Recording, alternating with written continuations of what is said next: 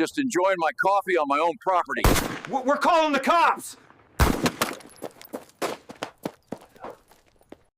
They came at dawn like thieves in the night, chainsaws roaring through the quiet of our sleepy Texas suburb, ripping apart the old oak gate Grandpa Henry had hammered together back in '68 with his own calloused hands after coming home from Vietnam.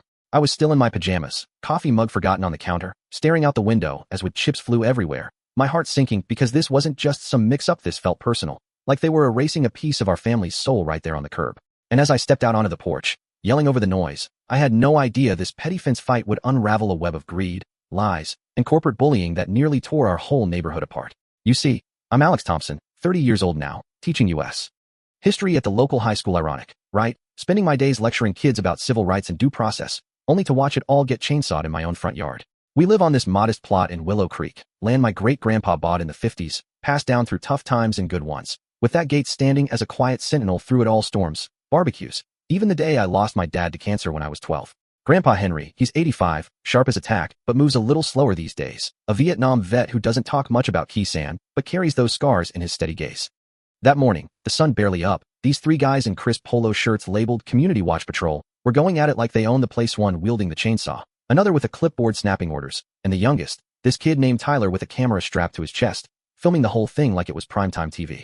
No knock on the door, no letter in the mail, just pure audacity at 7 a.m. on a Wednesday. I rushed out, my voice cracking a bit from the shock. Hey, what the hell are you doing to our gate? That's been there forever. The clipboard guy, smug as a fox in a henhouse, barely glanced up. Safety violation, he says, like it's obvious, waving some vague form that looked printed off a home computer. Safety? Our gate was solid, no splinters, no hazards, just weathered with telling stories of barbecues and kids playing tag.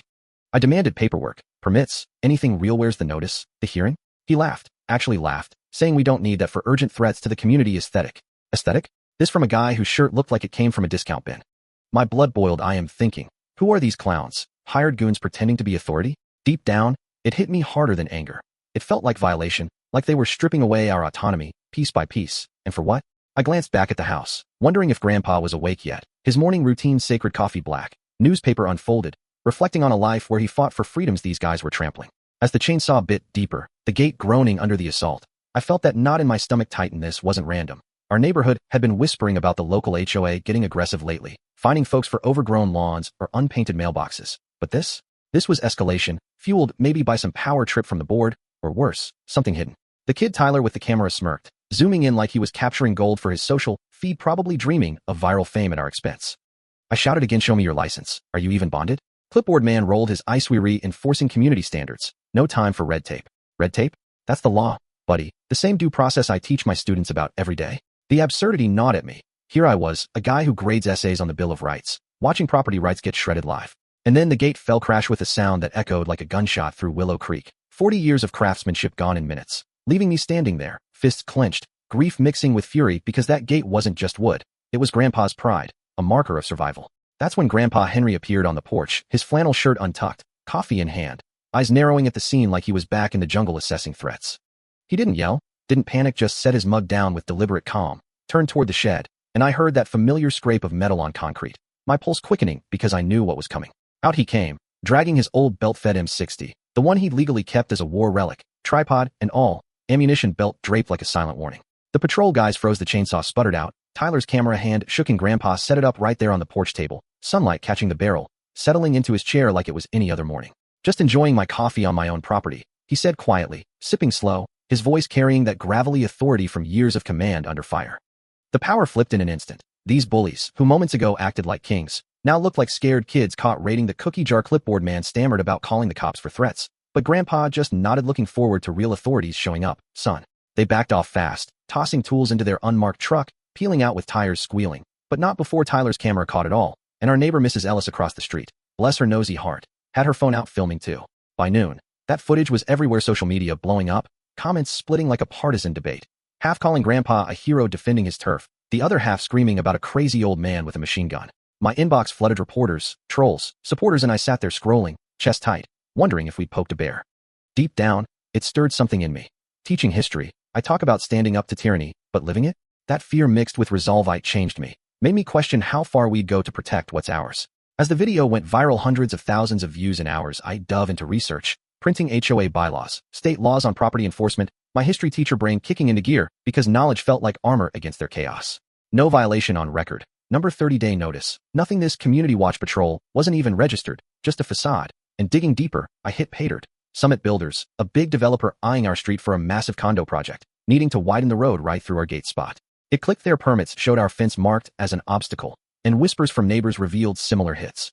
Fake fines, surprise demolitions, all lining up with Summit's blueprint. This wasn't HOA overreach. It was corporate greed, using puppets like the patrol to steal land without paying fair eminent domain prices, preying on folks too tired or scared to fight. Grandpa, studying the maps with me over kitchen table coffee, shook his head. These aren't enforcers, Alex. They're thieves in polo shirts. And in Nam, we learned to spot disguises quick.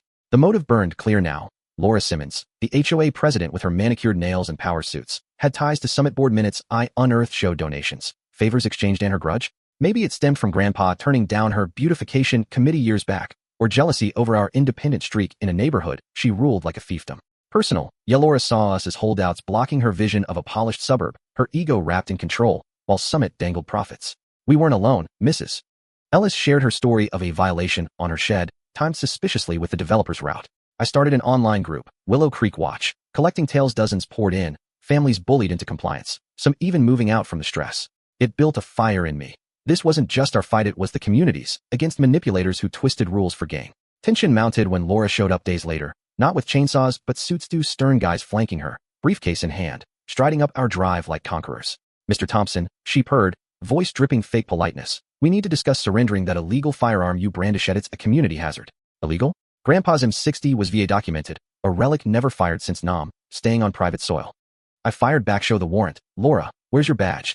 She faltered, papers shuffling. No real authority, just bluster. And as neighbors gathered, drawn by the spectacle, I live-streamed it all. Her face twisted. You can't intimidate us forever, she hissed, but Grandpa, calm as ever, invited her to sit. This is America, ma'am. Private land means private rights.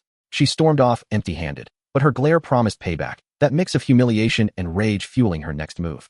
We fortified, cameras up, backups planned, and sure enough, at 2 a.m. Friday, alarms blared, lights flooding the yard like a stadium, catching three shadows mid-cut on our rebuilt gate.